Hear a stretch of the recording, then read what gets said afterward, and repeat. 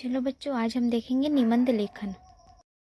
निबंध साहित्य की एक महत्वपूर्ण विधा है। इसके माध्यम से प्राप्त ज्ञान का कौशल का मूल्यांकन किया जाता है। रचनात्मक कौशल, भाव, संप्रेषणशीलता, अभिव्यक्ति और वैचारिकता इत्यादि का मूल्यांकन निबंध के द्वारा ही होता है। इसलिए पाठ्यक्रम में इसका महत्वपूर्ण स्थान है। निबंध के भेद। निबंध के मुख्य रूप से 3 भेद होते हैं। पहला विचार प्रधान निबंध, दूसरा वर्ण प्रधान निबंध, तीसरा भाव प्रधान निबंध। विचार प्रधान निबंध में विचारपरक होते हैं। विषयों का विश्लेषण किया जाता है। धर्म, राजनीति, घटनाएं, परिस्थितियां, समस्या, ज्ञान, दर्शन आदि विषय इसके अंतर्गत समाहित है। दूसरा वर्ण प्रधान निबंध में इसमें किसी वस्तु, व्यक्ति, स्थान और मेले, प्रकृति, दृश्य, त्योहार आदि का वर्णन किया जाता है।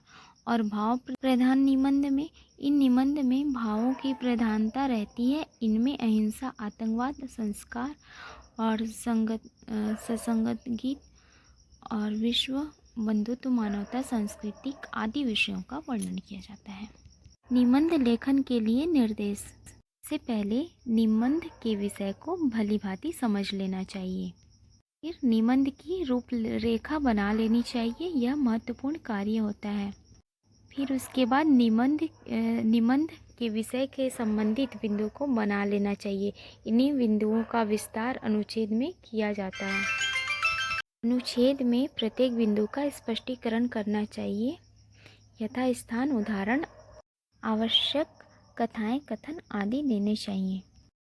प्रत्येक अनुच्छेद एक दूसरे के साथ संबंधित होने चाहिए। माला का प्रत्येक मन का स्वतंत्र होता है, परंतु एक दूसरे के साथ जुड़ा होता है। इसमें कहा गया कि निबंध एक पैराग्राफ दूसरे पैराग्राफ से जुड़ा होना चाहिए। जैसे कि माला का मोती जो कि एक दूसरे से जुड़ा होता है लेकिन स्वतंत्र होता है, उसी प्रकार से मिलकर ही माला बनती है। निबंध की भी यही स्थिति है। निबंध की भाषा विषय के अनुरूप होनी चाहिए। सरल, सहज और बोधगम्य भाषा द्वारा निबंध पाठक को बांधे रखते हैं। भाषा सरल और सहज होना चाहिए, ज़्यादा कठिन भी नहीं होना चाहिए ताकि समझ में आए। निबंध रोचक शैली में लिखने चाहिए, इससे पाठक के मन में उत्सुकता बनी रहती है। निबंध को कथनों, सूक्तियों, प्रेरक प्रसंगों, कविता पंक्तियों आदि द्वारा स्पष्ट करना चाहिए। बीच बीच में कविता पंक्ति भी डाल देने चाहिए और प्रेरक प्रसंग भी डाल देने चाहिए। मुहावरों और लोकोक्तियों का भी प्रयोग से भाषा शैली अधिक प्रभावशाली हो जाती है, इसलिए यथास्थान इनका प्रयोग कर लेना चाहिए। कहीं कहीं इसका प्रयोग भी कर लेना चाहिए। निबंध लेखन के व्यक्तित्व को अभिव्यक्त करते हैं।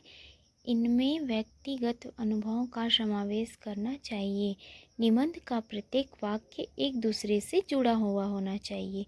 भाषा की अशुद्धता और व्याकरणिक अशुद्धियों के कारण निबंधकार की छवि धूमित हो जाती है, इसलिए व्याकरण समाहित करके शुद्ध भाषा का प्रयोग करना चाहिए। बोर्ड द्वारा निर्धारित शब्द सीमा के अनुसार निबंध लिखना चाहिए। जैसे कि हम उदाहरण के तौर पे देखते हैं, हमारी सामाजिक चुनौतियाँ। इसमें दिखाया गया सर्वप्रथम भूमिका में इसमें विषय का प्रस्तुतिकरण किया जाता है। फिर हमारी सामाजिक चुनौतियाँ, जो विषय विस्तार होती है। विषय वस्तु का स्पष्टीकरण विभिन्न बिंदुओं के आधार पर किया जाता है। फिर उसके बाद उसका कारण एवं उसका निवारण लिखा जाता है।